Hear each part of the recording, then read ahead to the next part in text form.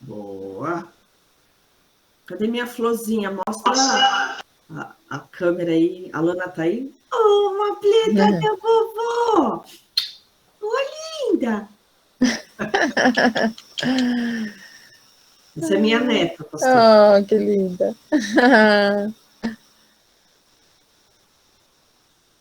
Tem um aninho, né? Você falou? Tem 1 ano e 7. Ah, 7 é? 8. É a cara do vovô. Aqui dentro. Tá prestando atenção. Tá. Fica lá vendo a vovó e o vovô e fica prestando atenção. Que geração, né? Que já vai construir tantas relações online, né? Pois é. Para eles vai ser tão familiar tudo isso, a gente apanha tanto, para eles vai ser tão fácil. Exatamente. Cida. Boa noite, Cida.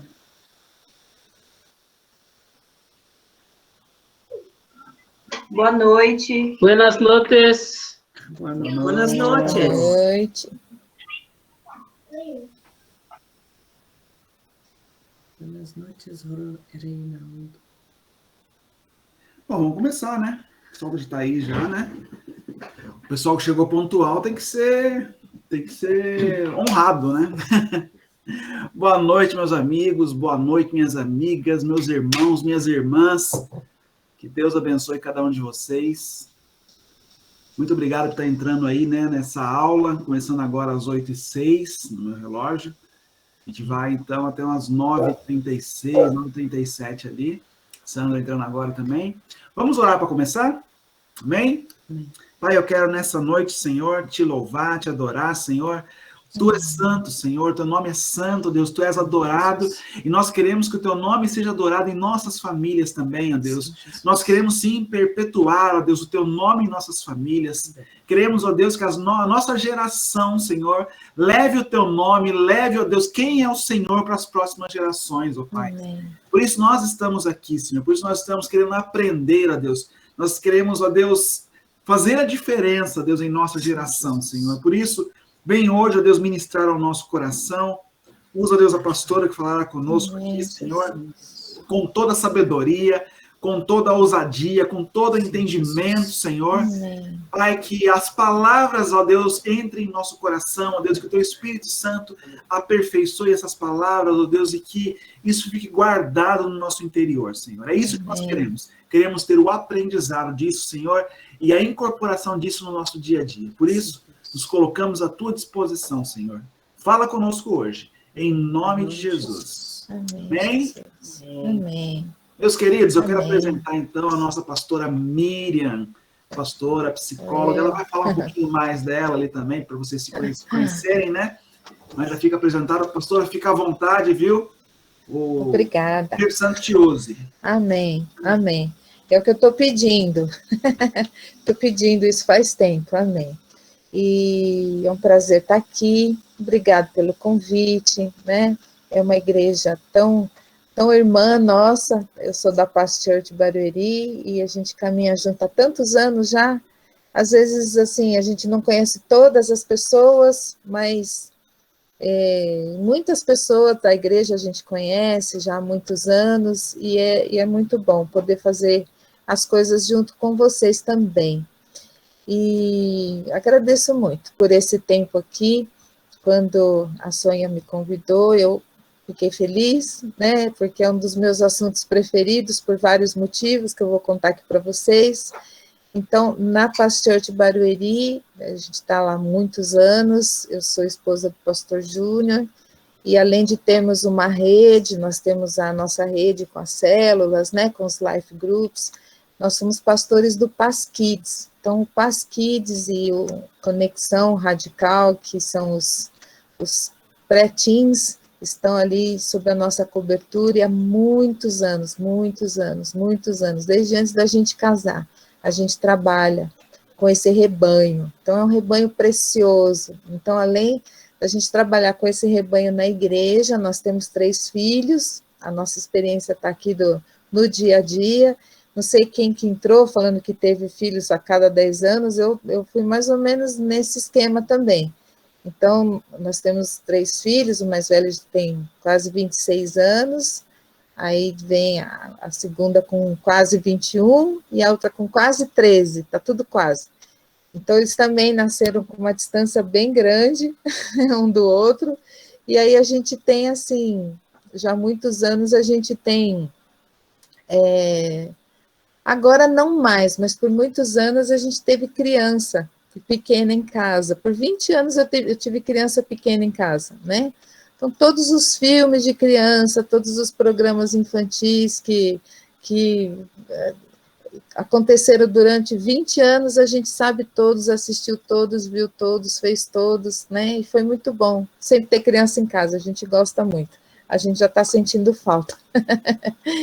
Então, então, tem essa nossa convivência com as crianças, tem a nossa convivência com as crianças da igreja, e tem, né, como o Carlos me apresentou como psicóloga, eu trabalho nessa área, né, atendo crianças, atendo adolescentes, atendo famílias, e eu gosto muito de atender crianças e adolescentes, e eu vejo assim, no atendimento da criança e do adolescente, na verdade, a gente está atendendo a família. Não tem como fazer um atendimento para uma criança sem que aquilo afete a família toda. Por quê? Seja o que for que a criança está passando para estar ali precisando de um acompanhamento terapêutico, também é reflexo da família.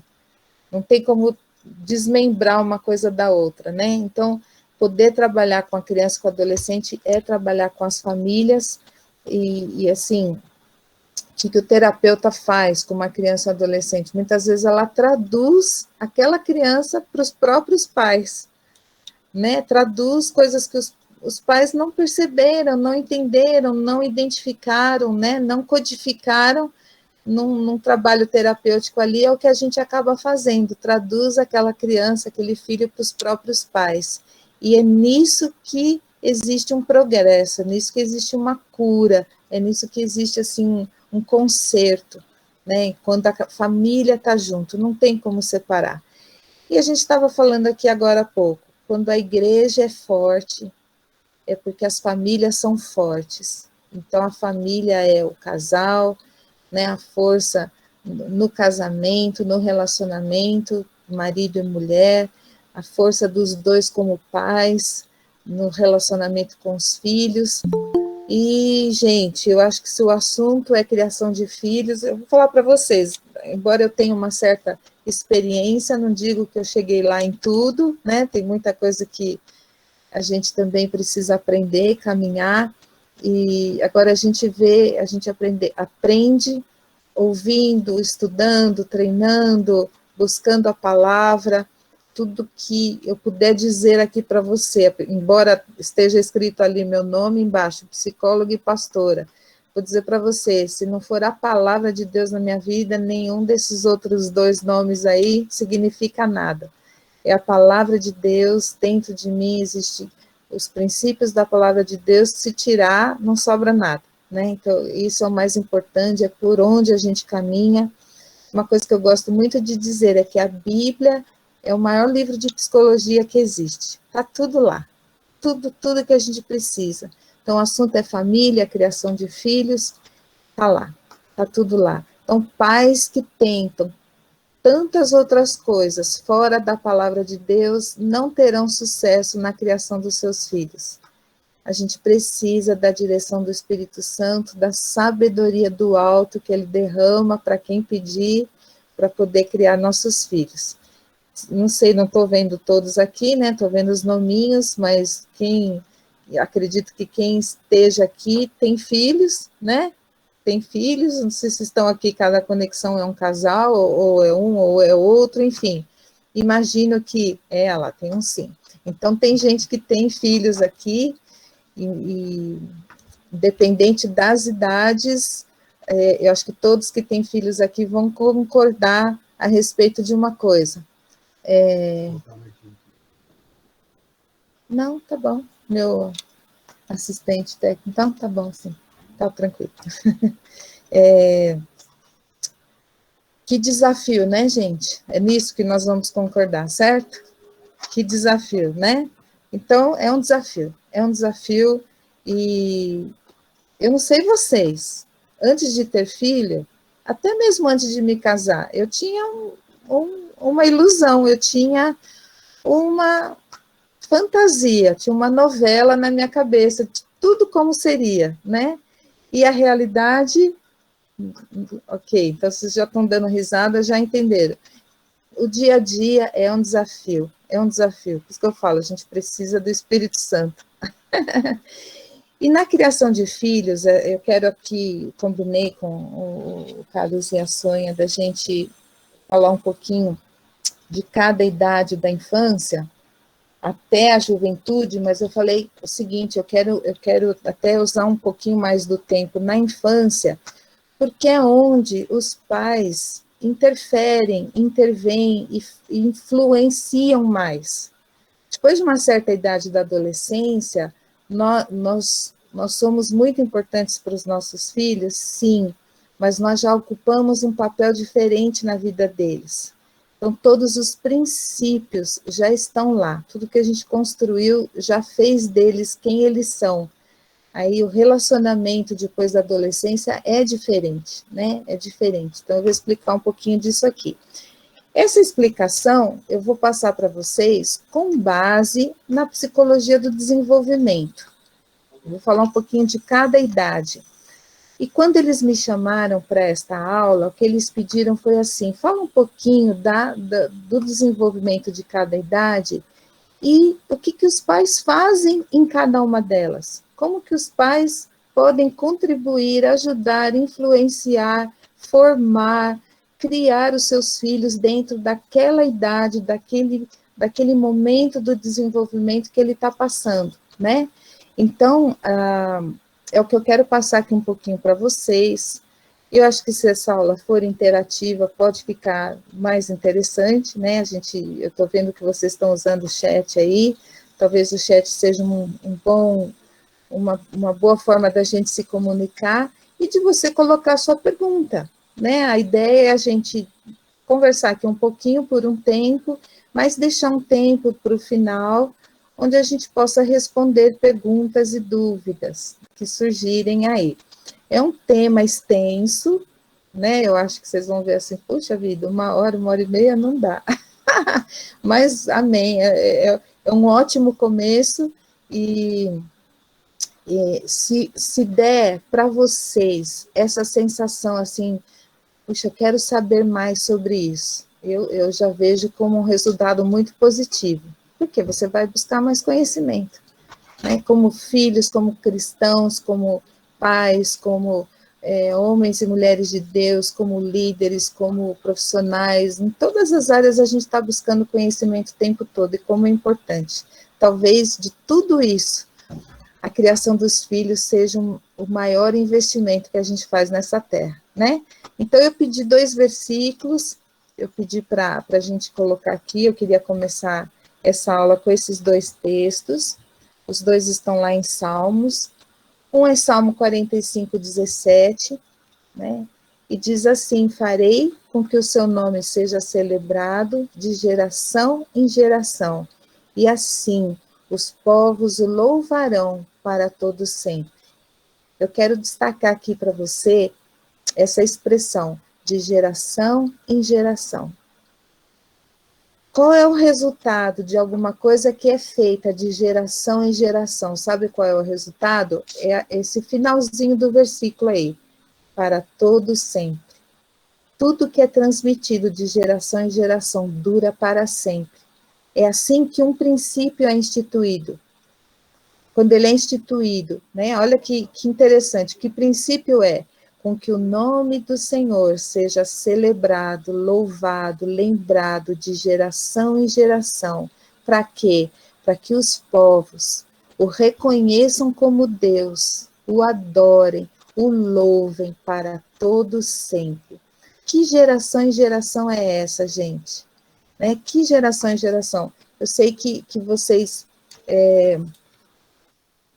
trabalham com esse mesmo princípio, vocês têm essa mesma ideia de que quando nós somos responsáveis por pessoas que se convertem, né? A gente vai acompanhar, discipular, a gente vai pastorear aquela vida, e ela é uma próxima geração dentro ali das gerações dentro da igreja. Agora, essa é uma forma de entender o de geração em geração, mas a forma bíblica mais enfática a respeito de geração em geração é pais, filhos, netos, bisnetos e toda a descendência de uma pessoa. Deus trabalha de geração em geração. E o outro versículo fala sobre isso também, se puder colocar, por favor, é o Salmo 145:4. Olha só, uma geração louvará a outra geração as tuas obras e anunciará os teus poderosos feitos. Uma geração louvará a outra geração. Os pais contarão para os filhos, e os filhos contarão para os seus filhos, e os filhos contarão para os filhos dos filhos. E qual é o resultado disso? Para sempre. É para sempre. Então, não sei quantos de vocês já tentaram, ou já leram, ou estão fazendo isso agora, que é ler a Bíblia inteira, né? Aí você começa lá em Gênesis, todo animado, Gênesis tem tanta história maravilhosa, e Êxodo e tal.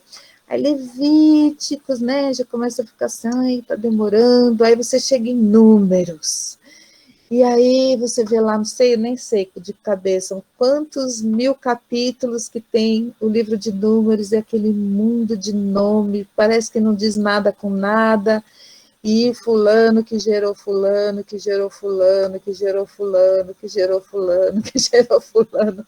Aí você pega a Bíblia e faz assim, ó, eu vou pular rapidinho essas páginas aqui, eu vou adiantar minha leitura. Por quê? É só nome, né? Um monte de nome. Agora, gente, se aquilo está na Bíblia, será que isso escapou do controle de Deus? Né? Será que ele botou na Bíblia tudo isso para a gente falar assim, não, vou pular para adiantar minha leitura? A Bíblia, né, o livro de Deus, a palavra de Deus, que é acessível a nós através da Bíblia, é a coisa mais importante que nós temos. Deus colocou acima de tudo duas coisas, o nome de Jesus e a palavra dele. Então, nós temos os dois, olha que maravilha, nós temos essas duas coisas. Então, a Bíblia é acessível a nós. Existem países no mundo onde tem gente que, se tiver uma página da Bíblia só, vai morrer, vai ser perseguido, vai ser morto.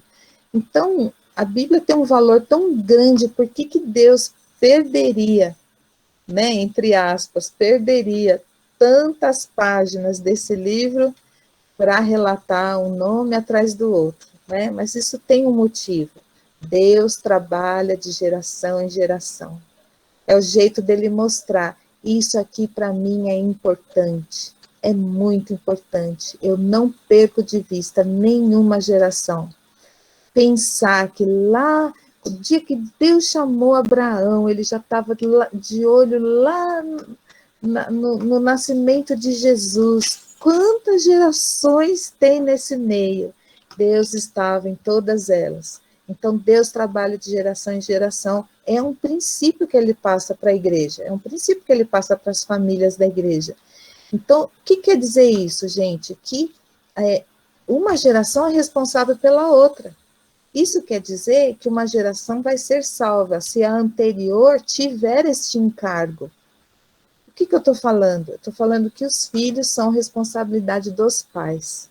Então, quem vai evangelizar o meu filho? Eu. Quem vai pastorear o meu filho? Eu. Quem vai discipular o meu filho? Eu.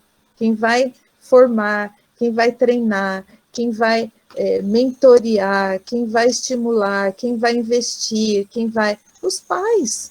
Quem vai fazer isso para os meus filhos? Os pais. A igreja tem uma parcela de ajuda nisso. A escola tem uma parcela de ajuda, mas é ajuda. A geração dos filhos hoje é responsabilidade da geração anterior, que são os seus pais. Então, é muito comum pais e mães terceirizarem a sua função de educar, de formar e de evangelizar, de pastorear, de discipular. Vamos terceirizar para alguém? Porque dá trabalho, né? Dá muito trabalho. É muito trabalho. Então, educar e criar os filhos é assim, tem que ser um trabalho incansável de todos os dias, porque é um desafio. Mas Deus dá graça, o Senhor dá graça para a gente. Então, vem dele essa graça, né? Eu queria, assim, deixar esses 2 versículos com você e começar essa explicação toda aqui com com esse conceito de geração em geração, né? De geração em geração, para durar para sempre, até a volta de Jesus. Esse anunciar o evangelho é de geração em geração. Então, vamos lá, né? Vou falar um pouquinho de coisas mais técnicas aqui. Eu quero começar na gestação, né? Quando o bebezinho está dentro da barriga da mãe. Não vou falar muito disso aqui, não, mas vai ser importante para vocês entenderem o que eu vou falar depois. Durante a gestação, né, os bebezinhos dentro da barriga, a psicologia diz o seguinte, que eles estão ali contidos, né, em formação dentro do útero da mamãe, mas que quando ele já está maiorzinho, cada vez que esse bebê começou a se mexer e ele se depara com o limite, porque ele tem um contorno, ele não está solto no espaço, ele está dentro do útero. O útero é o limite daquela criança. Cada vez que aquela criança toca, empurra com a mão, com o pé, com qualquer parte do seu corpo e encontra aquele limite da parede do útero da sua mamãe, naquele limite, naquele momento que ele tem contato com aquele contorno, mais um traço da sua personalidade é formado. Então, desde o ventre, a questão do limite é importante demais. O limite está formando a personalidade da criança. Olha só que interessante, né? Isso já desde o ventre. O que os pais fazem durante a gestação? Vão orando, profetizando, declarando a palavra de Deus sobre o seu filhinho, declarando aquilo que ele vai ser. Zacarias declarou quem João Batista ia ser, antes dele nascer, né? Cumprir o seu destino profético, essa é a função dos pais. Agora, por que eu estou falando isso? Então, eu quero destacar aqui o primeiro ano de vida. Tem alguém aqui nesse grupo que tem um bebê nessa idade? Entre recém-nascido até um aninho de vida? Não? Ou tem alguém na sua família que tenha? Se tivesse, manifeste aí. Eu tenho curiosidade de saber.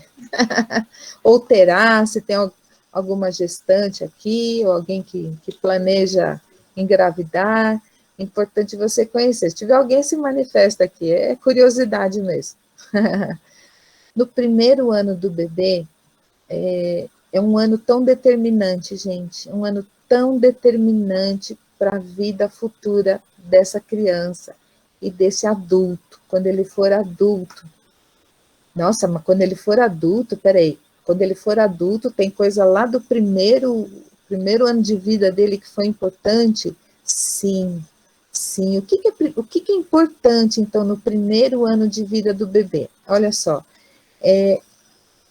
faz parte da formação do caráter da criança que o primeiro ano de vida dela, ela se familiarize com o colo da mãe, lógico, do pai também, da família, que está mais perto e tudo. Mas a mãe, como é a mãe que vai mais fazer isso, cada vez que a mãe pega aquele bebê do mesmo jeito, porque a mãe vai pegar o bebê do mesmo jeito, ela está fornecendo para ele, de novo, uma coisa que eu chamei antes de contorno, aquele colo que todo dia, várias vezes por dia, é do mesmo jeitinho, vai formando no bebê a segurança, né? Esse contorno traz para ele a familiaridade e a segurança que ele precisa para ter a sua personalidade, no início da formação da sua personalidade. É muito comum relatos e estudos de pessoas, de adultos, por exemplo, pessoas que atravessam transtornos emocionais ou mentais, falando de coisas mais graves, né?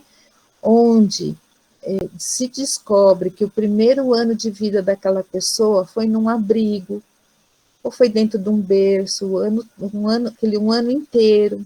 Foi de uma forma em que ele não teve esse contato constante com aquele colinho lá, que é muito familiar para ele.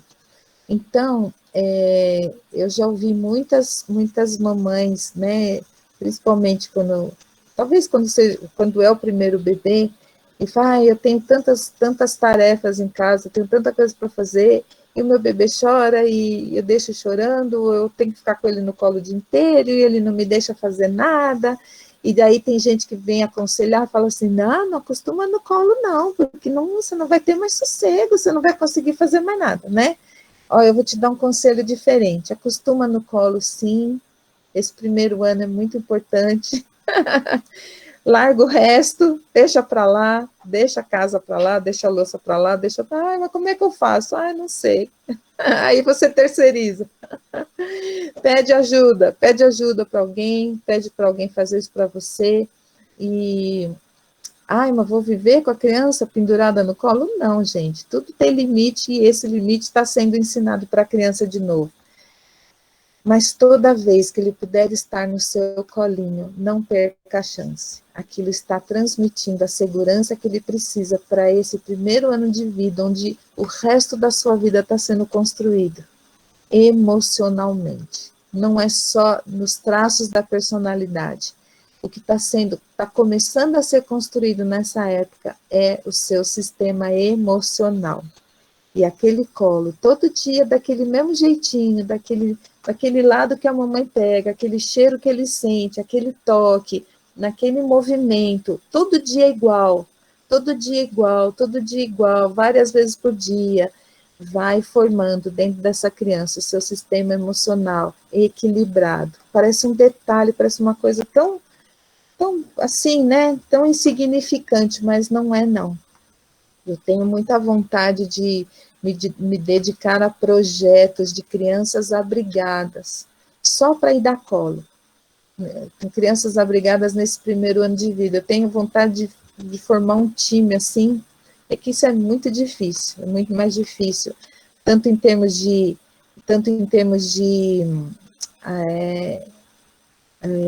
adoção, como apadrinhamento, ou visita, é tudo bem difícil. Mas que vontade que eu tenho de sair por aí só dando colo, só distribuindo colo. Mas não adiantaria que eu fosse cada dia num lugar, não adiantaria que cada dia eu pegasse um bebê diferente, não adiantaria, não seria a mesma coisa. O que é importante? Que seja assim, que aquele mesmo colo se repita várias vezes no primeiro ano de vida. E olha só, eu estou falando de contorno de novo, eu estou falando de limite de contorno desde o ventre, né? Então, passou esse primeiro ano de vida, eu quero falar agora de 2 a 4 anos. 2 a 4 anos, gente, é considerada a primeira adolescência. Alguém sabia disso? Não? Legal vocês saberem disso, a primeira adolescência. E faz muito sentido, por quê? Então, esse 1 aninho, onde a criança foi acolhida, né, como bebê, super dependente da mamãe, dos cuidados da família, com 2 anos, né, desse 1 ano e pouco, eu coloquei 2 a 4, mas é depois de 1 ano, depois cresce já era, verdade, Milena, depois a gente se arrepende, não é não? A gente não se arrepende? Fala, por que eu não peguei mais? Agora eu tenho saudade, agora eu quero ter outro, para pegar no colo. E aí, então esse 1 aninho, tem 1 ano e 11 meses aí, quando completa os 2 aninhos, entre 1 ano e meio e 2, o que acontece com esse bebezinho? Ele ainda é bebê, mas ele começou a descobrir que ele não é uma extensão da mãe dele. Ele começou a perceber que ele é outra pessoa. É nessa fase que ele descobre que ele é outra pessoa. Ele não é extensão da mãe. Até ali ele achava que ele e a mãe era uma coisa só. Agora ele descobre que ele é uma pessoa. Como que ele descobre, gente? É fácil, né? Então, nessa idade, você começa a perceber o não, né? Nessa idade, você começa a perceber que Eles têm vontade própria, que eles têm opinião própria, que eles não querem aquela roupa, que eles não aceitam o não. Você fala não, você corrige, aí vem aquela birra, aquela rebeldia. Por quê? Porque a vontade própria começou a nascer e ela quer prevalecer. Então, essa idade é considerada a primeira adolescência por causa disso. E como aqui, né, na lista que eu recebi, tem a fase da adolescência, para eu falar aqui dos pais, como é que os pais podem lidar com seus filhos na adolescência, eu quero dizer para você lida com seu filho na adolescência quando você já dobrou a primeira adolescência. Você venceu a primeira adolescência, a segunda vai ser muito fácil. Muito fácil. Então, é nessa idade, né, a partir de 1 ano e meio. Gente, eu quero deixar claro o seguinte, às vezes a idade, do jeito que eu estou colocando, ela é aproximada, ok? Não é aquela coisa certinha, o dia do aniversário. Por quê? As crianças, cada geração tem sido mais precoce, né? Então, a gente não estava falando agora, as crianças de 1 ano e meio já usam celular e vão ensinar a gente se bobear, né? Então, cada geração tem a sua característica, eles são precoces mesmo, cada vez mais. Então, a idade não é aquela coisa completamente rígida aqui, mas é para vocês terem uma ideia, tá bom? Então, nessa primeira adolescência, do não, da rebeldia, da vontade própria, do eu quero fazer minha vontade, eu quero que seja do meu jeito, eu quero que seja na hora em que eu quero. Nesse momento, os pais precisam ser muito firmes. Essa é a idade da obediência, gente. Essa é a idade de imprimir com fogo no coração da criança a obediência. É por isso que nessa idade a gente usa a vara da correção, se precisar. É nessa fase, principalmente. Tem gente que deixa para corrigir com a vara, corrigir fisicamente, quando a criança já está grande, ou quando ela já é adolescência. Não é. Vou contar isso para vocês, não façam isso não. Não é mais hora de corrigir, porque uma correção física, depois de uma certa idade, ela é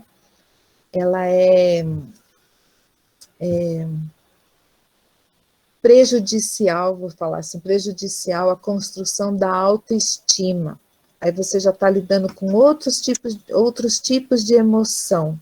Então, a autoestima está sendo agredida, né? Aquela grito, e grito é terrível, gente, em qualquer fase. Grito nunca serviu para nada. Grito não tem idade nenhuma que seja adequado você usar. Não corrija com grito. O grito agride muito a autoestima de uma criança em construção. É muito forte isso. É muito forte. Eu vou depois explicar um pouquinho por quê. Então, a correção com a vara, ela é feita nessa idade. Sabe por quê, gente? Eu estou falando da correção bíblica, eu estou falando de Provérbios 22:15, que diz que a falta de bom senso ou a estultícia está ligada ao coração da criança, e só a vara da correção é que vai tirar isso dela. Então, a vara da correção é física, sim. Então, não é bater em qualquer lugar, não é bater com raiva, não é bater em excesso, também não é bater em cima da fraldinha, fazer assim, corrigiu, porque isso é mais irritante para a criança do que uma correção verdadeira. Agora, dentro dessa idade, a correção é recebida como correção. Nenhuma criança vai ser traumatizada por ser corrigida nessa idade, nenhuma. Corrigida do jeito certo, né? Isso mesmo, a Edilene aqui, o grito não expressa autoridade, não, o grito expressa falta de autoridade, expressa insegurança dos pais na hora de corrigir. E então, nessa primeira adolescência, quando você aplica a correção física, você está marcando a disciplina e a obediência. E isso está ajudando você a quê? A dobrar essa primeira adolescência. Então, ele está descobrindo, né? Está pondo as manguinhas de fora, está descobrindo que tem vontade própria. Mas quem governa a casa são os pais. Eu tenho, gente, pais que me procuram, dizendo, tenho um filho de 2 anos, um tirano. Eu tenho um tirano dentro da minha casa. E os pais estão perdidos, dizendo, nós não aguentamos mais, porque a gente não sabe o que fazer, nós perdemos completamente o controle da situação. 2 anos. 2 anos é um bebê de fralda, gente. Nem sabe falar. É recente, eu recebi pais essa semana me procurando, e o relato deles é esse. Nós perdemos o controle, nós temos um tirano dentro da nossa casa, é ele quem domina. Por quê? Ele está usufruindo, né, daquilo, da fase em que ele vive, da primeira adolescência, onde ele não tem limite nenhum. Eu recebo no consultório, gente, crianças de várias idades, que sofrem de ansiedade e depressão. O motivo da maior parte delas estarem passando por isso é a falta de limite. É falta de limite, falta de disciplina. A criança precisa de limite. Eu estou falando para vocês, desde o ventre, ela tem um limite. E cada vez que o pezinho toca naquela pele do útero da mamãe, aquele limite está formando alguma coisa no caráter dela. Precisa de limite. Então, a criança não vira tirana sozinha, ela vira tirana porque os pais não impuseram a sua autoridade. Então, precisa corrigir, precisa conversar, precisa dominar. Mas, Miriam, se eu fizer isso, é 20 vezes por dia. Eu digo para você, é isso mesmo, é 20 vezes por dia. Você tem que ser incansável enquanto seu filho tem essa idade. Incansável. Tem dia que você vai cansar, tem dia que você vai falar assim, ai, faz de conta que eu não vi. Porque se eu mostrar que eu vi, eu vou ter que corrigir. Né? Mas não pode, você tem que corrigir, porque se você dominar essa primeira adolescência, você não vai ter nenhuma dificuldade quando aquela idade lá, 12, 13, 14, 15 anos chegar. Ok, gente? Eu tô correndo aqui, tá? Eu tô dando pinceladas a respeito aí de cada fase. Eu tô indo para a próxima idade. Eu coloquei uma faixa etária de 4 a 6 anos. Essa é uma idade tão joia, tão gostosa, tão engraçada, tão criativa, e na psicologia ela é conhecida como a fase do concreto. Eles são literais nessa época. Não sei quantos de vocês já tiveram essa experiência de falar alguma coisa para uma criança nessa idade e ela levar o pé da letra. Porque ela é concreta, ela está passando por essa fase de desenvolvimento intelectual. Então, se você falar para ela que você... a gente não usa mais essa expressão, né? Mas você fala assim, pode falar, sou todo ouvido, né? Ele vai olhar para você e imaginar uma orelha bem grande. Se você falar assim, olha, Jesus está lá no céu, ele vai olhar para as nuvens e vai ficar procurando Jesus, né? Esses dias eu estava lembrando, a minha caçula tem 12 anos, mas nessa idade, ela falava assim, mamãe, cadê o Jesus? Então, isso que eu quero contar aqui um pouquinho para vocês, elas são tão concretas que elas têm necessidade de ver Jesus, né? Você falar para a criança do Espírito Santo, Deus Pai, Jesus Cristo, ai, que legal, que lindo, maravilhoso, mas cadê? Quero ver, quero pegar, quero sentir, quero ouvir a voz, quero sentir o cheiro. Para a criança é importante, porque é essa fase que ela está passando. Então, quando ela me perguntou, cadê o Jesus? Eu falei, está aqui em casa, olha ali, eu fico olhando para o papai, você vai ver o Jesus nele. E ela ficou tão admirada com aquilo, e eu falo, por exemplo, na equipe que trabalha com crianças na igreja, eu falo muito para eles, eu falo, olha, cada um de vocês, principalmente nessa idade, é Jesus. Então, aquilo que você fizer é Jesus fazendo, aquilo que você falar é Jesus falando, a cada atitude, cada coisa que você, cada a forma de você agir aqui, o jeito que você receber essa criança, é Jesus fazendo, porque eles são concretos. É mais fácil ele olhar um tio ali, um líder, o pastor, o pai, a mãe, e associar esta figura que é conhecida para ela com a figura de Jesus. Então, a Estela, minha filha, ela ficava chamando, ela, por vários meses, ela chamou o pai dela de Jesus. Ela ficava, ô Jesus, todo o tempo todo, ô Jesus. Aí um dia ele respondeu assim, oi querida. Aí ela olhou para mim assim, admirada, ele me chamou de querida. Ela tinha certeza que era Jesus que estava ali, era uma coisa assim, era o concreto dela, daquela fase que ela estava passando. Gente, olha que responsabilidade. Olha se esse pai me pisa na bola numa fase dessa, né? Que responsabilidade. Então, a gente já venceu lá a primeira adolescência, né? Eles já são obedientes, o temor do Senhor está sendo construído no coraçãozinho deles, continuamos tendo desafios todos os dias, e teremos para sempre, mas eles já são um pouquinho maiores, mas eles estão em formação ainda, e a correção nessa idade, né? Como é que é a correção nessa idade, já que eles associam a nossa pessoa com Jesus, por exemplo. Então, vamos supor, a criança olha para o pai, ela é Jesus, mas tem um dia que tem que corrigir, tem um dia que tem que pegar a vara, e aí, Jesus faria isso?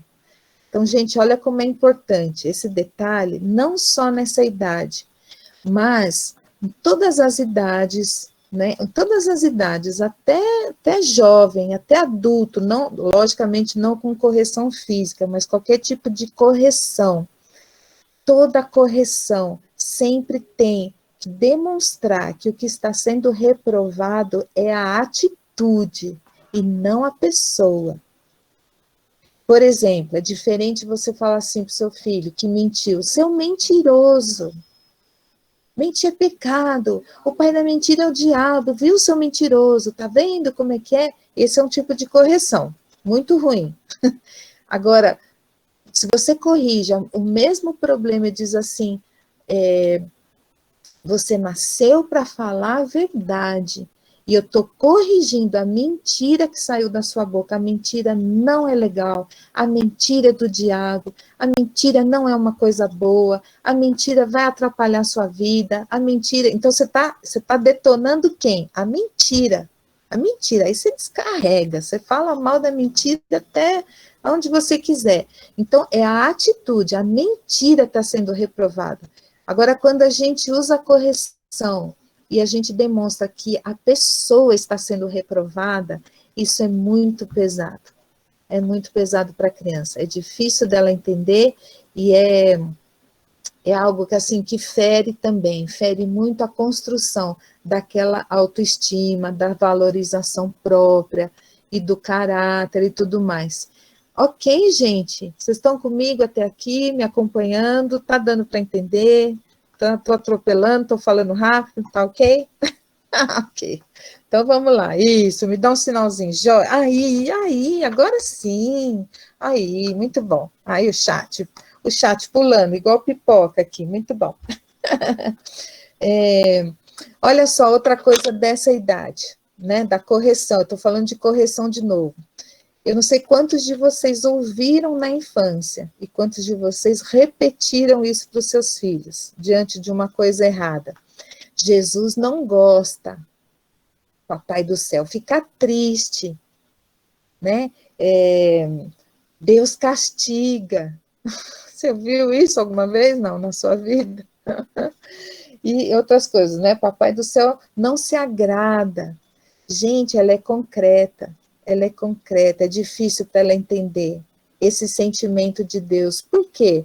Exatamente pelo que eu falei agora há pouco. Então, a pessoa dela está sendo reprovada por Deus. Olha que coisa pesada, né? Então, quando você precisa corrigir o seu filho dessa idade, você diga para ele assim, eu não gosto, eu fico triste.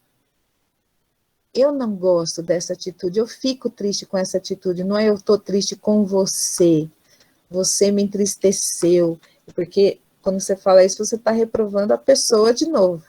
Essa atitude me deixa triste. eu não gosto dessa resposta, eu não gosto dessa reação. Então, você que não gosta, você que está triste, e não é com ele, é com aquilo que ele fez. Então, quando eu falei, a gente precisa de sabedoria, de muita sabedoria do Espírito Santo todo dia na nossa vida, é porque a gente precisa mesmo, né? São muitas coisas aí.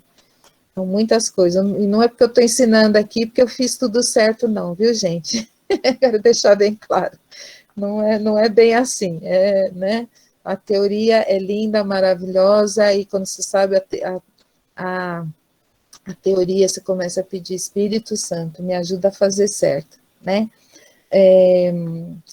Gente, essa idade que eu acabei de falar, até uns 6 anos de idade, é o máximo da idade onde você corrige com a vara, é o máximo. Até antes, parar antes seria melhor.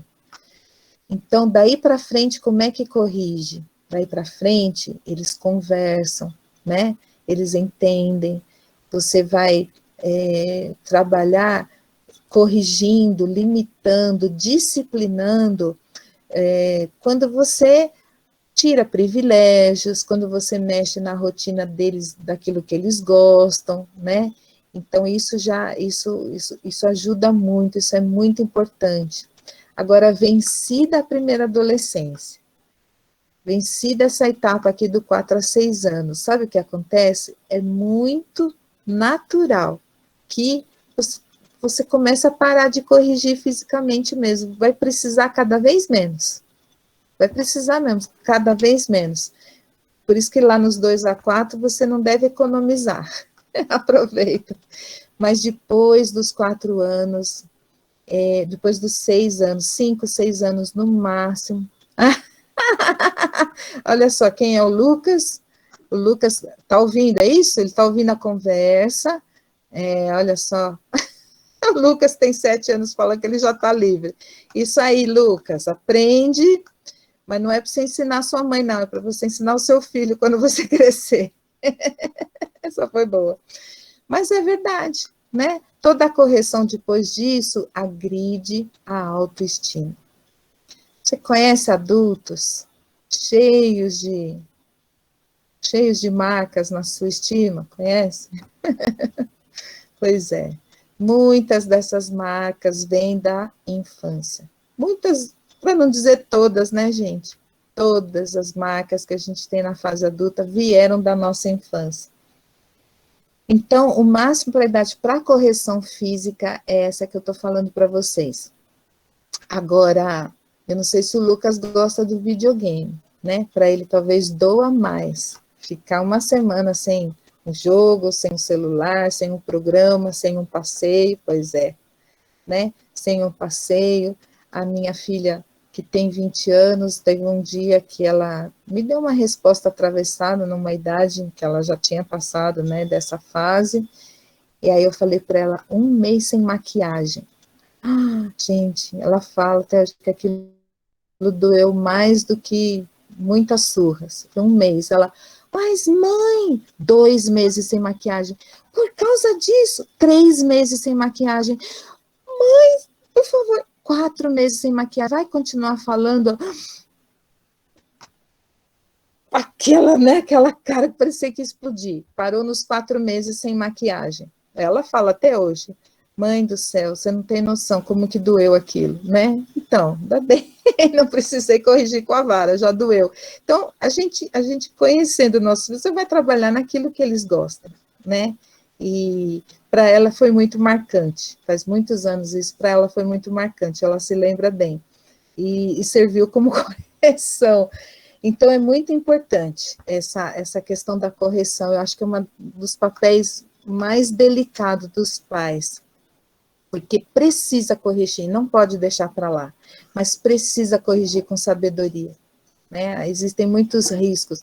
Então, hoje a lei da palmada, hoje a gente corre até riscos, né, de falar disso aqui em público e dizer que precisa corrigir fisicamente, isso é terrivelmente repudiado, por causa dos excessos e por causa da falta de sabedoria.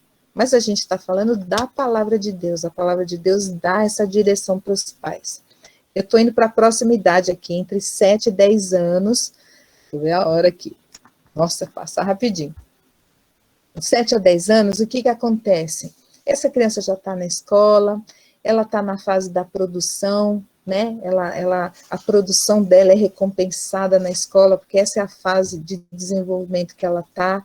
As crianças nessa faixa etária sofreram muito, estão sofrendo muito na pandemia, são as crianças que mais sentem falta da escola, porque elas produzem, né? A escola é muito sinônimo de produção na vida delas, é um universo delas, então muitos pais me procuraram nesse último ano para falar de filhos estressados, deprimidos, que agora choram à toa, ou que ficaram doentes, ficam doentes o tempo todo, ou que comem muito, ou que não comem nada, ou que dormem muito, ou que não dormem nada. Alguma coisa mudou na vida deles. Agora, tirar a escola da criança dessa idade é muito forte. Então, as crianças realmente sofreram nesse último ano.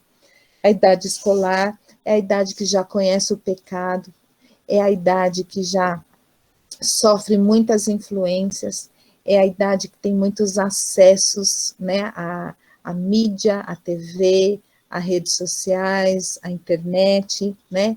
Eu recebi uma mãe há um tempo atrás, não era nem dessa idade, era uma menininha de 5 anos, que ficou viciada em pornografia.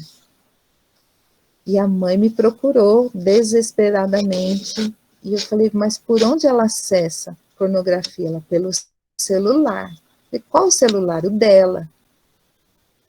E eu perguntei, por que uma menininha de 5 anos tem um celular próprio com internet? Ah, porque eu trabalho o dia inteiro fora, e eu fico com pena, né? E eu falei, como que ela acessa a pornografia? No áudio, ela aperta o microfoninho e fala, ela relata o que ela quer, e ela fala, eu quero imagens. Ela não sabe escrever ainda para digitar, né? Então, ela acessa 5 anos. Então, se 5 anos faz isso, 7, 8, 9, 10, 11, 12, muito mais acesso. Nesse momento, gente, vencida todas as etapas anteriores, é tão importante ganhar o coração do seu filho, no sentido de confiança, no sentido de você acompanhar o que ele está fazendo, o que ele está vendo. Eu estou falando de limite desde o ventre, lembra? Limite, contorno, nessa fase não é diferente. Limita acessos, limita horários, limita programações. Ai, tadinho, mas ele quer. Ai, vai ficar traumatizado. Pois é, gente, as crianças estão muito expostas. Se você achar que é tadinho, vai ficar traumatizado, talvez você colha frutos mais tarde e que você vai se arrepender de não ter sido mais firme nessa idade. Acompanhe, converse, explique. Tem coisas que eles querem ver, porque todos os amigos assistem, assista junto. Ah, vamos ver, então nós vamos ver junto. E vendo junto, se você achar que é legal, se você não achar que não é legal, você vai explicar por quê. Mas em todas essas coisas, você vai ganhando o coração, a confiança. Agora tudo é trauma, isso mesmo, Lucélia, tudo é trauma. Então você tem que tomar um cuidado, né? Não é trauma, é trauma. Eu estou falando para vocês, eu atendo crianças estressadas que são medicadas por neuropediatras ou psiquiatras, porque elas não têm limite, elas não receberam limite, elas podem tudo. Uma vez uma menininha me procurou na igreja chorando, falou assim, tia, eu sei que a minha mãe não gosta de mim. Eu, por que você acha isso? Ela deixa eu fazer tudo. Essa é a versão da criança, né? Amor, correção, disciplina, é demonstração de amor, sim. Desde o ventre, ela está contornada por um limite. Então, é importante. Nessa idade, como eu falei, de 7 a 10 anos, e agora eu vou emendar com a adolescência também, com acesso restrito, supervisão pelo Google. Sabe que tem aplicativos em que você monitora o tempo de uso, monitora os sites que as crianças usam, tem vários aplicativos aí para os pais agora, né? emendando aqui com a adolescência, na questão da correção. Então, você não corrige mais fisicamente o seu filho nessa idade, de forma alguma, gente, porque aí vira assim, aí é humilhação. É assim que eles recebem uma correção física, é muito humilhante. Ela não é construtiva, ela é humilhante. Então, trabalha a correção de outra forma. Mas nessa idade, principalmente, aquele conceito que eu passei para vocês de não reprovar a pessoa, mas reprovar a atitude, reprovar o pecado, não a pessoa. Nessa idade isso é muito mais forte ainda. Entrando na adolescência, do mesmo jeito. O adolescente, então, o adolescente é o fantasma, né? É o medo que todos os pais têm. Ai, meu Deus, quando chegar na adolescência e tal, e tal. E por quê, né, que existe esse medo todo? Então, o trabalho dos pais é trabalhar para ganhar o coração desses filhos. E o que assim, um pouquinho do que eu falei até aqui da infância toda, foi uma forma de você trabalhar conquistando o coração do seu filho, fazendo as coisas juntos, né, respeitando, ouvindo, né, se você reprova a atitude e não a pessoa, o coração dele está aberto para ouvir você, explicar o que é bom, o que não é, né? Agora, se você grita, se você bate fora de hora, se você não ouve, se você, não quero saber, fez errado mesmo, agora tá castigo, vai pro seu quarto, acabou a conversa. Então, não tem autoridade, não tem como você ganhar o coração do filho. Mas o que é para fazer, amiga? Para ficar passando a mão na cabeça? Não, você vai corrigir, você vai tirar o que ele gosta, você vai tirar privilégio, você vai explicar, você vai ministrar, você vai reprovar aquele pecado com todas as letras. E tomando cuidado para eles não acharem que estão sendo reprovados. O que acontece com o adolescente que acha que é reprovado? Ele se sente inadequado.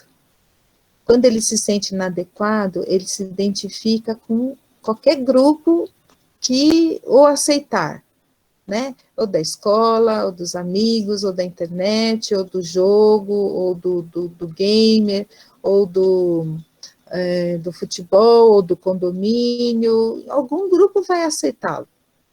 Então, ele precisa ser igual àquele grupo para ser aceito. Mas por que ele precisa ser aceito naquele grupo? Porque ele se sente inadequado. E todas essas fases anteriores construíram ou não, né? Então, na adolescência, eu acho que a adolescência é uma aula à parte. São muitas coisas nessa fase. Mas, assim, gente, acho que muitas experiências de sucesso que a gente tem conhecimento são de que a primeira adolescência foi vencida. A primeira adolescência, houve um investimento tão grande dos pais, imprimiram no coração dos filhos o princípio do temor, da disciplina e da obediência. A segunda adolescência foi muito tranquila. Isso acontece muito. E daí para frente, a juventude, né, a fase adulta, e eu acho assim que os pais, como eu falei, eles têm uma interferência muito, muito, muito infinitamente maior até essa idade da pré-adolescência e da adolescência, claro, continuam sendo filhos, mas o papel dos pais já é diferente no sentido de, imagina, alguém... 18 anos ainda é considerado adolescência, né? Alguém de 18 anos também é considerado um adulto. Como é que você vai interferir na vida dessa pessoa do mesmo jeito que você interferia quando tinha 12 ou quando tinha 7? Né? Então, você não vai mais corrigir, você não vai mais dar ordens no sentido faça isso, não faça, deixa, não deixa. Claro, está dentro da sua casa, existem regras que devem ser cumpridas, isso tudo é muito importante que exista. Agora, o respeito pela pessoa como alguém que já tem capacidade de algumas decisões é muito importante também, né? Então, tem coisa assim, um filho que eu tenho de 20 anos de idade, por mais vontade que eu tenha de falar na cabeça dela o dia inteiro a respeito de alguma coisa, eu também tenho que pensar, com 20 anos de idade, ela já é adulta, para decidir, para escolher o que ela está escolhendo e o que ela está fazendo, né? Então, tem uma fase da vida, irmãos, que os pais, eles são intercessores. Eles são intercessores e vão cobrir. Então, começa o seu dia, ou antes de começar o dia, esteja na presença de Deus, entregando a vida do seu filho nas mãos do Senhor, para ele dirigir, para ele guardar o coração, as decisões, a influência do mundo. Então, existe um momento em que a gente não fica mais ali falando. Gente, por favor, não faça isso, né? Fale sim, bastante, fale, mas para Deus. Fale para Deus, né? Então, a gente precisa reconhecer este momento de que o filho já está se tornando um adulto, e nesse momento nós somos muito mais apoiadores e intercessores, certo? Eu corri aqui, hein? Eu corri porque eu quero mesmo deixar esse tempo aqui, acho que esses próximos minutos, para perguntas, para testemunhos, curiosidades, o que vocês acharem que possa acrescentar, dúvidas que tenham ficado dentro aqui do que foi exposto, né? Como eu falei no começo, eu acho que a infância é muito estratégica, a influência dos pais na infância é muito, muito forte. E antes de abrir a caixa aqui do chat, eu quero dizer o seguinte, eu não conheço vocês, né? Não conheço muitos de vocês aqui, não sei que idade de filhos que vocês têm, pode ser que alguém que esteja aqui ouvindo falar, ai, que pena, eu já passei da idade de fazer o certo, ai, meu filho tem, sei lá, 15, não fiz nada disso antes, ai, gritei a vida inteira, sei lá, qualquer outra coisa que você tenha ouvido, falar, ai, que pena, que não deu tempo de eu aplicar do jeito certo hoje, eu acabo sofrendo as consequências, né? Estou no começo, mas já errei. E quem não erra, né, Lucélia? A gente precisa da direção do Espírito Santo o tempo todo. Mas tem 11, a Júlia tem 11 anos, da Edilane. Que legal. E daí vocês que têm filhos aqui mais velhos, pensar, eu não fiz certo, eu não fiz desse jeito, ou tenho um filho adulto, puxa vida, agora as coisas são tão difíceis, porque eu não tinha esse conhecimento, eu não tinha sabedoria, eu não tinha Jesus naquela época, enfim. Gente, o dia é hoje, foi hoje que você entendeu tudo isso, é hoje que você vai aplicar isso na vida do seu filho, dependendo da idade que ele esteja, começa hoje, em todas essas fases você é intercessor, você vai cobrir a vida do seu filho de oração e pedir para o Senhor sabedoria. Então, nunca é tarde. Se você não sabia de nada disso antes, não é tarde, não é tarde. Deus está te dando a oportunidade de pôr em prática hoje, tá? Então, eu quero falar isso para você não ficar frustrado aqui, falar, ai, pronto, já era. Que pena que eu assisti essa aula aqui, porque já foi, tudo isso daí... Eu não tenho mais jeito para mim. Tem sim, aplique, comece hoje. Que idade você fala, meu filho tem 7, começa hoje. Meu filho tem 11, começa hoje. Meu filho tem 15, começa hoje. Pede para o Senhor sabedoria do alto para levar o seu filho para Jesus. A sua geração é responsável pela geração dele. E isso não muda, o Senhor vai dando graça para nós. Certo, gente? Certo? Amém. E aí? Glória a Deus. Pastora, uma benção. Vou deixar aberto para o pessoal perguntar, pode perguntar pelo chat. Se quiser perguntar também ao vivo aqui, pode perguntar. Eu acho que não tem problema. Eu já farei a primeira pergunta. Por exemplo, nós temos situação de pessoas que foram criadas no Evangelho e tudo mais, né? E hoje nós temos muita influência do homossexualismo dentro das famílias, mesmo cristãs, muitos casos, né? Além de orar, sei lá, a criança atinge 16, 17 anos, além de orar, que é o papel do pai, né? Qual que é a ação cara a cara com o filho que o pai tem que ter? Você está falando do filho. Qual a postura do pai em relação ao filho nessa situação? O filho está fazendo porque a igreja também tem um papel importante que eu acho que precisa ser muito direcionado, né? O acolhimento é a coisa mais importante sempre.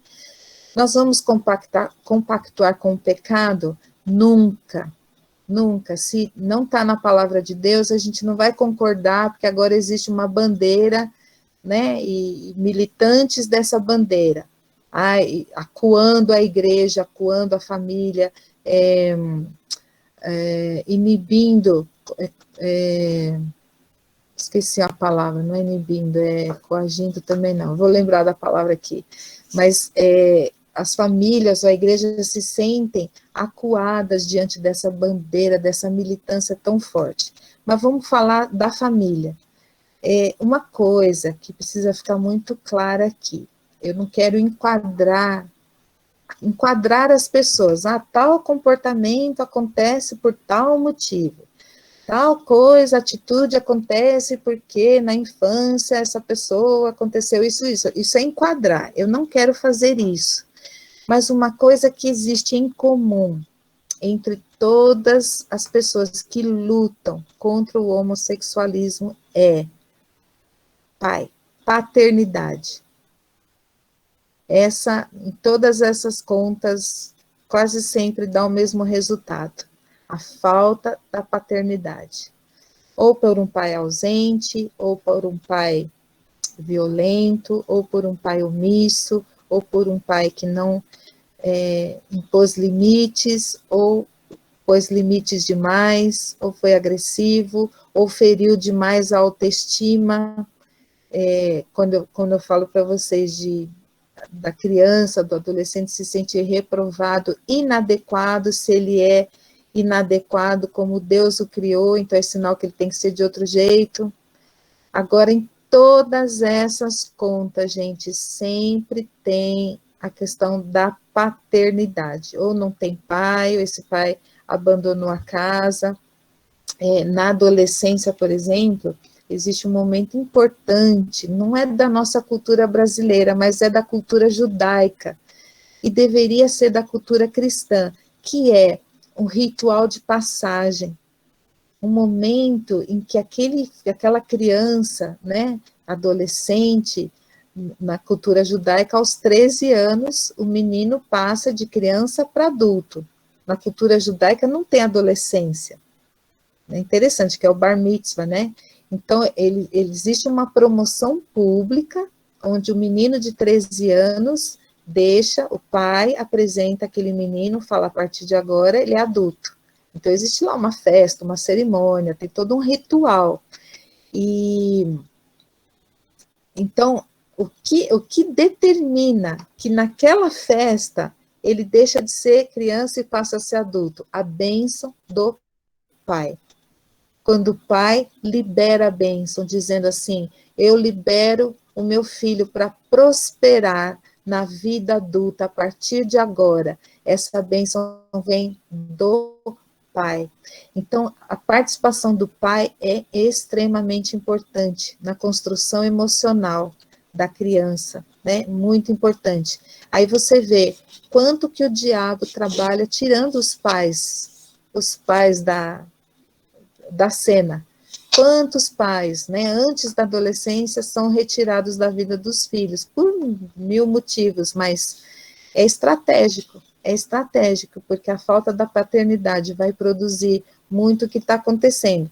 Agora, se você está me perguntando de um pai, que é um pai ali, uma bênção, presente e tudo, que de repente tenha uma experiência como essa, eu diria para você, é ministrar, é orar, é receber, é acolher para que esse filho se sinta importante e amado, independente de qualquer coisa, para depois você ajudar a corrigir a rota, né? Mas se ficar na cabeça dele, isso é pecado, você vai para o inferno, isso não agrada a Deus, é não sei o quê, então não é um caminho, né? O primeiro caminho é o acolhimento, porque se ele fala, eu sou amado, eu sou adequado, né?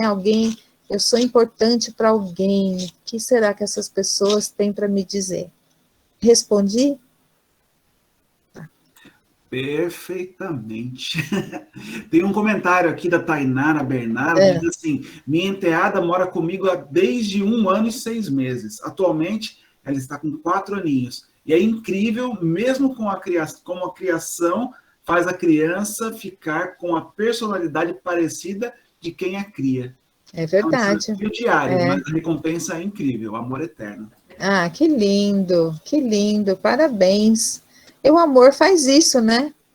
O amor encobre uma multidão de pecados, o amor lança fora todo medo, o amor faz isso.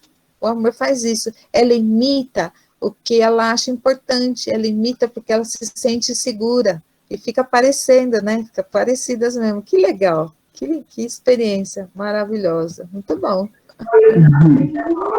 Boa noite, pastora. Boa noite. Pastora, até comentei aí no chat que a Júlia, quando eu vou corrigi-la, hoje é na conversa, né? Ela tá enorme. E ela tem o hábito de sempre falar ao contrário. Foi o que a senhora colocou aí, que a gente tem que corrigir a atitude, não a pessoa em si. E ela entende que é ela. Aí eu deixo ela falar. Depois que ela falou uma coisa, eu não estou falando isso da sua pessoa, estou falando da sua atitude. Isso. Mas ela insiste em achar que estou corrigindo por causa da personalidade. Eu falo que ela é geniosa igual a mãe, sabe? Aí dela falava, por isso que vocês duas se pegam, porque a gente são muito parecidos. Mas eu falei assim que eu dei glória a Deus que nessa idade, que até brinco com ela às vezes, eu falo, ai, que saudade da Júlia de 3 anos. Porque a Júlia de 3 anos, ela vai me perguntar se eu podia. Hoje não, ela fala o que ela fez. Então depois eu falei, não, eu falo, você tem que perguntar para a mamãe, né? Porque você está com essa idade. E é uma idade que está entrando assim, criança, ela falou assim, é a idade do medo, né? Que ela está indo para a adolescência.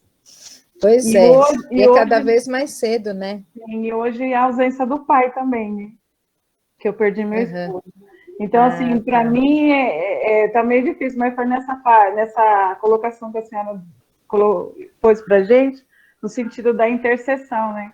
E ficou os princípios, ficou já os ensinamentos, né?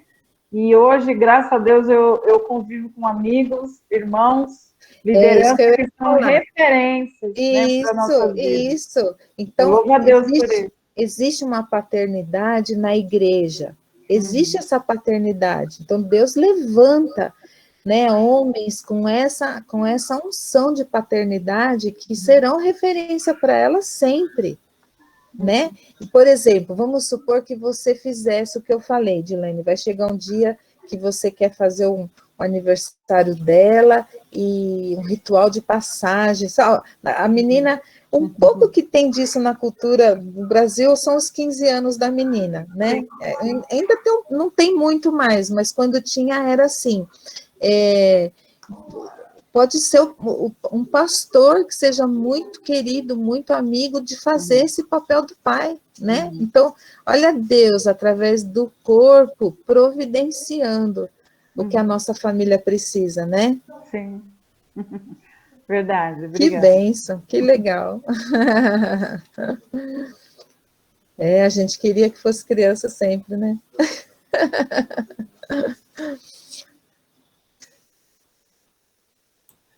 Está aberto para mais pessoas quiserem participarem, perguntarem, comentarem. Fique à vontade, viu?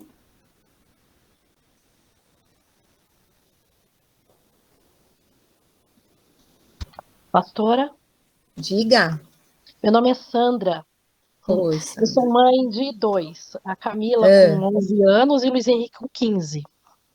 Peguei a aula mais tarde também. Pastora, e quando a gente tem filhos que a maioria dos amigos deles não são do meio cristão, né? Então eles sofrem muita influência do mundo, né? A minha filha, por exemplo, tem 2 amiguinhas que não acreditam em Deus, né? Então, eu vejo às vezes as coisas que ela fala, assim, muita influência das amigas, sabe? Tá. Nesse ponto a pandemia até ajudou, tá? Porque acabou distanciando um pouco ela dessas pessoas. É verdade. Mas ainda existe. Como que a gente faz para ajudá-los assim, né? Porque a gente conversa muito aqui em casa, né? Mas eles estão nessa fase muito de discussão, né? que é muito da idade, né, Sandra? É muito da idade mesmo. Aí eu falei para vocês assim, existe esse negócio da identificação, deles se identificarem, deles se sentirem aceitos, né? Para eles é assim, se sentirem aceitos é sinal de que é uma autoaprovação, né? Eles sentem muito necessidade disso, desse reconhecimento. Então, na questão da influência dos outros, sempre vai ter, até dos professores, até, né, das matérias, é uma coisa que sempre vai ter. Agora, o que você nunca pode perder de vista, a primeira fonte de tudo é em casa, na família, né?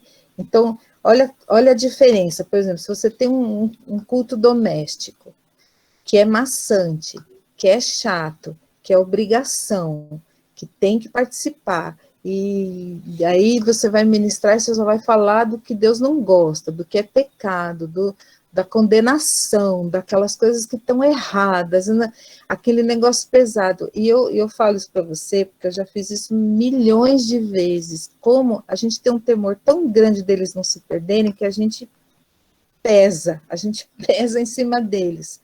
Quando a nossa mensagem deve ser a vida abundante, a alegria, né? A força que o Espírito Santo nos dá e como ele nos ama, fazer o adolescente entender o que é a graça de Deus.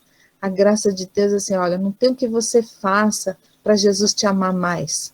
E também não tem o que você faça que Jesus vai te amar menos, porque ele te ama independente do seu desempenho. Né? E os pais, às vezes, associam bênção à coisa certa que eu fiz. Então, eu mereço, aí eu sou abençoado. Esse é um evangelho errado, que às vezes a gente ensina para os nossos filhos. Não, eu sou abençoado porque eu sou filho, e porque o Senhor ama, independente do que eu fiz. Né? Agora, assim, por amor, tem coisas que eu não faço mais de errado, não é porque Deus não vai me abençoar, eu não faço mais porque eu amo, né? Então, não sei se é seu caso, Sandra, até acabei entrando nisso aqui, existe mesmo essa influência, mas eu acho que se aquilo que você tiver para passar for muito mais legal, muito mais estimulante, emocionante, essa influência de fora fica cada vez mais fraca, né, na vida dos nossos filhos dessa idade. Entendi, é verdade, viu? É que às vezes a gente, até por não ter conhecimento mesmo, acaba falando desse lado do pecado mesmo, né? Mas é muito normal a gente fazer, muito natural. Eu sei, como eu estou falando, eu me identifico muito, porque a gente tem um medo tão grande que você acaba, né? Agora, muitas vezes eu me arrependi de ter falado dessa forma, porque existe uma outra forma de mostrar Jesus para eles, né? É verdade. Aprendemos sempre, né, pastora? Com certeza, com certeza. Obrigada, viu? Imagina. A Michele fez uma pergunta aqui. Eu não li até o fim. Vocês conseguiram ler? A Lucélia. Michele, acho. Foi? Oi. Peraí, o Danilo fala e depois eu leio da Lucélia e da Michele. Tá. Eu achei que vai falar. Peraí. Boa noite, tudo bem? Sou a Shirley. Oi, Shirley. Assim, nós corrigimos temos uma filha, né, de 4 anos, a Sara, e quando nós a corrigimos, nós usamos o método da varinha, e a gente está percebendo o quê? Ela fica nos avós, né, para a gente trabalhar, e aí ela acaba optando de ficar lá e querer ficar lá por conta dos mimos, por conta de ter tudo na mão, não chamar atenção, não repreender. Então ela chega aqui em casa muito malcriada, respondendo. Então a gente entra na questão da disciplina, e ela acaba optando por querer ficar lá, porque lá tá bem legal, lá eu faço o que eu quero. Lá até eu. Então. E aí a gente trabalha o dia inteiro, você acaba, mais eu, porque o Danilo é mais firme, né, do que eu, E aí acaba aquela coisa, né, de chamar atenção, de acabar usando, né, até o método da varinha, por conta disso, de trabalhar o dia inteiro e aí só ficar brigando. E aí ela acaba querendo ficar lá. Pois e tem outro problema, né? Eu vejo assim, principalmente nas mães. As mães que trabalham fora, elas têm um sentimento de dívida que parece que nunca tem fim. Você sempre se sente devedora. E aí, por causa disso, você pega leve. Né? É isso aí que você falou. Puxa vida, eu estou o dia inteiro fora. Um pouquinho de tempo que a gente fica junto, eu vou ficar corrigindo, vou ficar dando bronca, vou ficar, né? Agora, tudo isso que eu falei anteriormente, se você corrigir da forma correta, é importante para ela ver que ela tem autoridade em vocês, porque é muito gostoso ficar na vovó, mas o papai e a mamãe não tem outros, são o papai e a mamãe. Então, assim, igual aquela moça que eu falei, não tem assim comparação com o seu caso de jeito nenhum, mas aquela mãe que deu um celular para a filha com internet, era porque ela se sentia devedora. Eu estou o dia inteiro longe, então eu dei um negócio para ela ficar feliz, para ela achar que, né, que eu a amo e que ela tem um negócio que as outras crianças têm. Então, esse sentimento de dívida, às vezes, ele é perigoso, a gente acaba se iludindo, fala, não vou brigar, não vou corrigir. Agora, assim, quando o que ela fez, né, o que ela fez, se foi enquanto ela está com vocês, é mais fácil de corrigir. Se ela fez enquanto ela estava na casa da avó, né? Porque eu não sei como é que os avós vão dizer que ela fez alguma coisa errada ou não.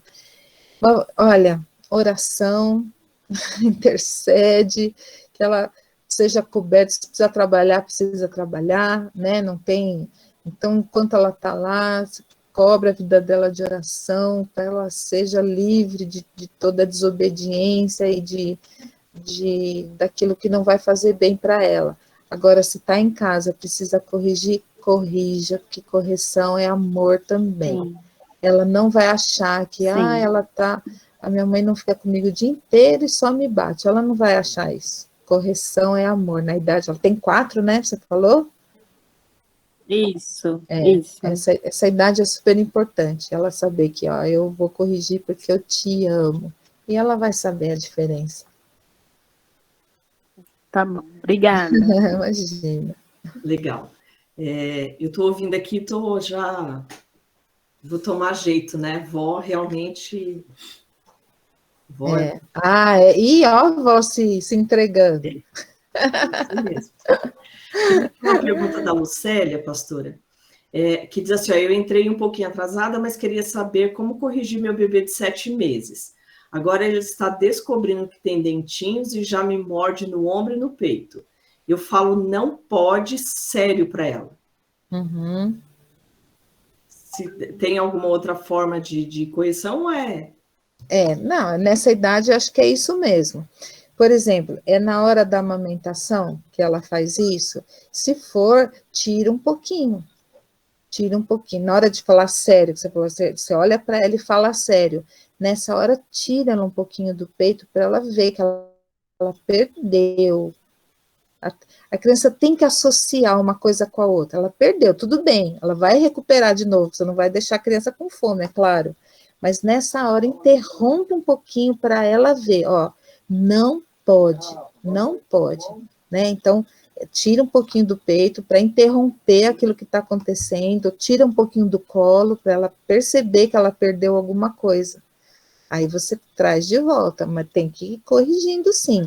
Com 7 meses, se você falasse para mim que ela já tivesse uns 9, uns 11 meses, eu já diria para você dar aquela baixadinha na fralda assim e dar uma varadinha, né? Claro, proporcional a tudo, mas eu precisei fazer isso, eu já corrigi com essa idade, né? Porque eu via que era afronta.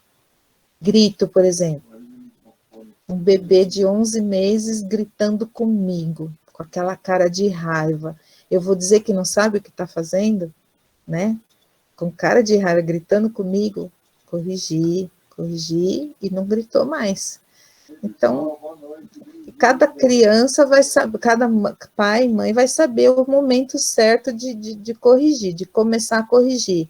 Mas, às vezes, é enquanto é bebê mesmo. Ok? Legal. Ótimo. A Michele é a nossa participante que ainda não tem bebê, ainda não é mamãe, mas está participando aqui que ela quer já desde que ótimo, melhor coisa. A Michele tem aqui 3 perguntas. Oi, pastora, como a senhora vê as questões das crianças terem tarefas para ajudar em casa? Vejo da forma mais positiva possível. Precisa ter. Precisa, claro, proporcional ao que elas podem responder. Precisa. É super importante elas terem tarefa, terem responsabilidade, terem participação nas coisas da casa. Sem dúvida nenhuma. Aí ela até fala assim, o quanto cada idade pode contribuir. Cada um vai saber, né? Aqui em casa, sempre o mais novinho guardava os sapatos, né? Coisas assim, proporcionais ao que eles vão fazer, ao que eles vão, mas que seja uma tarefa bem simplesinha, mas é importante sim. Eu acho que cada família vai perceber que cada um pode contribuir, né? Perfeito. Porque igual as crianças menorzinhas, né? Que um ano e pouco, vamos guardar os brinquedos. Isso. E você já vai lá e... E a última pergunta dela é: que idade podem começar a trabalhar fora? A Michele já quer saber já. Essa é a estagiária? Já está perguntando isso? Gente, qual é a idade legal para trabalhar fora? Não sei. 16 anos, acho. 16, 14, menor aprendiz. É aprendiz. Não, aí é legal. Eu lembro que eu comecei com 15. E eu não era jovem aprendiz, não, eu era funcionária registrada, trabalhava o dia inteiro, no meu tempo eu podia. E foi muito bom para mim, foi muito bom, formou muita coisa no meu caráter, esse tempo de responsabilidade. E, olha lá, com 13, 14, aí, ó. Eu comecei com 13. Né? Sobrevivemos, né? Mas eu acho, assim, que tem... Agora, sim, vamos supor, é uma criança que é um adolescente super empenhado nos estudos, e que esse seja o trabalho dele, ali onde ele se identifica, eu acho que cada pai, cada criança, cada família vai ter um critério, né? Não sou contra trabalhar, não, eu acho super legal. A minha mais nova tem 12, vou contar para vocês aqui, e logo ela faz 13, e ela abriu um negócio no Instagram, né? Ela faz camisetas, ela pinta camiseta e ela está investindo nisso. E eu estou dando um maior incentivo, né? Então, o que isso faz? Responsabilidade, ela trata com as pessoas, né? Então, ela recebe aquele valor, ela vai dar o dízimo, ela vai ofertar. Então, tudo isso está ajudando ela a ser inserida aí. É um trabalho, é claro que não sobrecarrega, não atrapalha ela em nada, mas eu estou dando a maior força. Então, eu acho que cada família, cada filho vai ser de um jeito, né?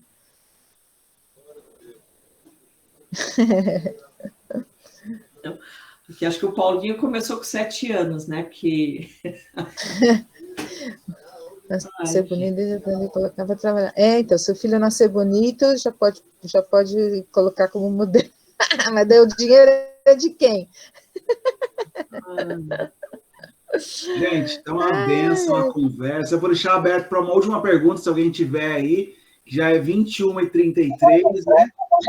Boa noite, eu, Reinaldo.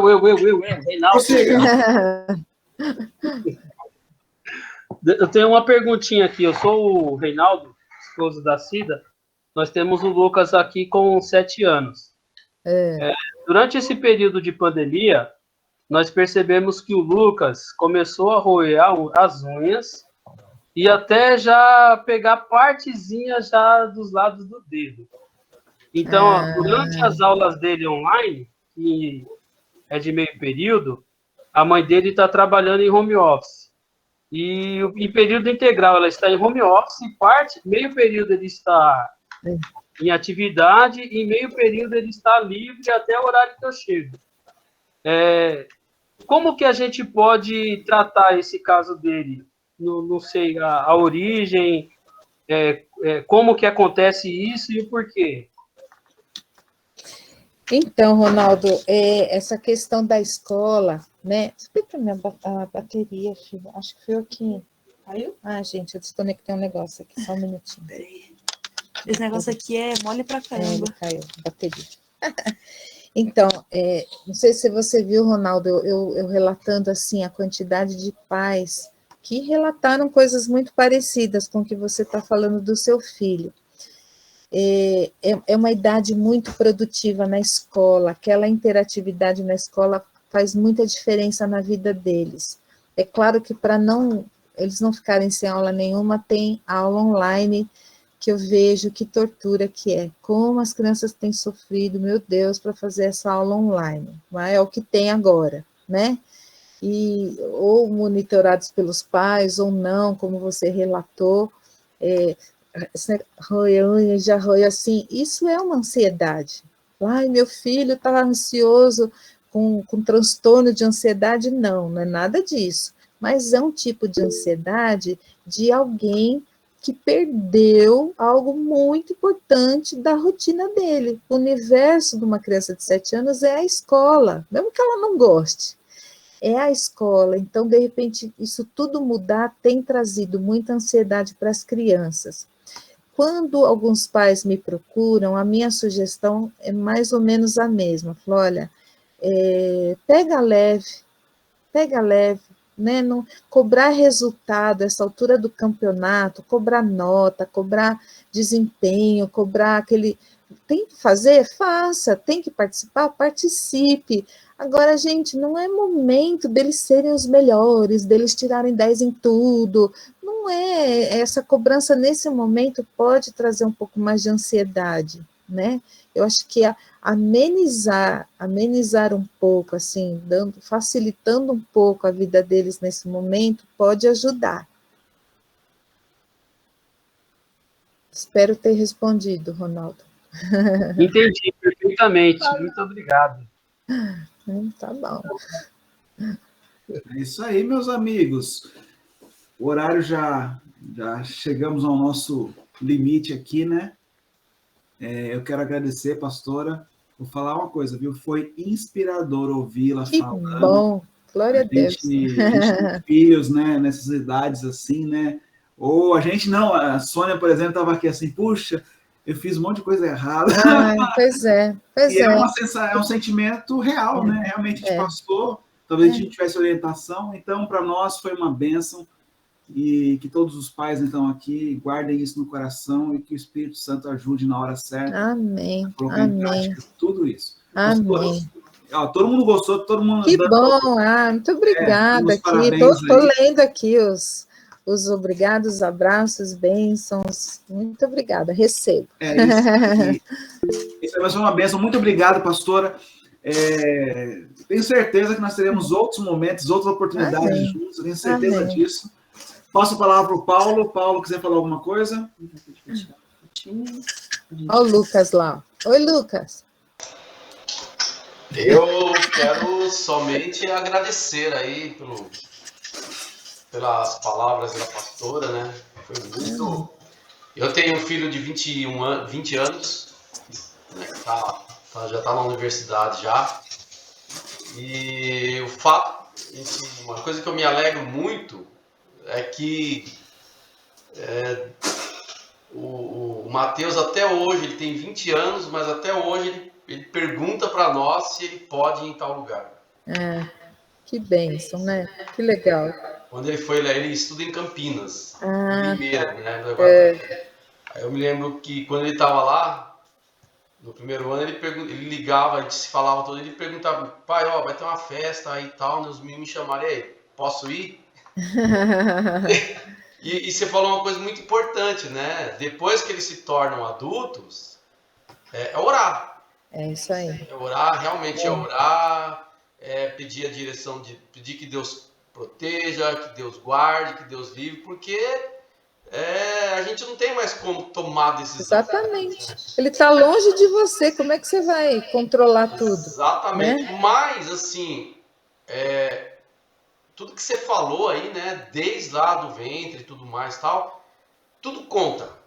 Tudo isso vai refletir lá na idade adulta. Com certeza. Então, assim, aqui em casa a gente tem experimentado isso, né?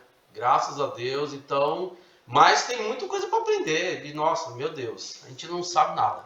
Bom, obrigado, pastora. Não é nada. Né, Foi um prazer. Michele Araújo está pedindo para entrar. Tá certo. A Michele foi lá ver se o menino já tinha arrumado emprego. Brincadeira, Michele. Então, assim, que Deus possa te abençoar tremendamente. Amém. Né? Que Ele te dê graça aí. Espero, acredito que o Carlinhos e a Sônia, que, como eu já falei, eles que tomam conta aí da parte de casais da nossa comunidade, né? Eles possam te convidar mais vezes. Parece que dia 15, né? Dia 15.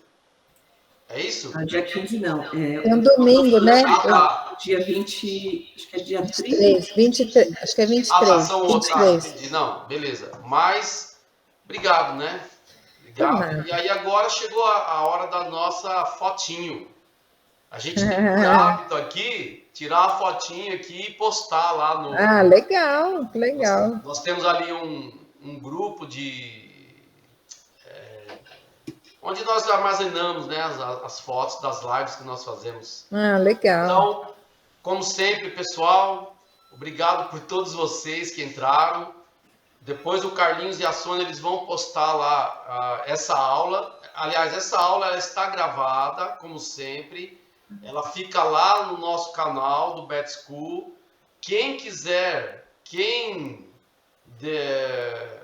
não pôde entrar e quiser assistir depois, pode nos pedir que nós mandamos. Até você, Miriam, se você quiser depois, né? Tô pensando, que legal. Eu, pelo menos, eu gosto muito de me ouvir, né? Eu dou uma aula também, uma disciplina aqui, e eu gosto muito de me ouvir. Depois, se tem alguma coisa que eu fiz errado... Mas é legal, é verdade. Mas é legal. Então, fiquem à vontade, pessoal. Não esqueçam, por favor, de fazer as atividades que eles vão postar lá, para depois estarem fazendo a prova, que tem uma prova final do curso. Beleza? Legal. Então, antes de mais nada, pastor Samuel está aí. Eu gostaria que ele orasse para terminar e depois nós fazemos a foto, tá bom? Pastor, é contigo.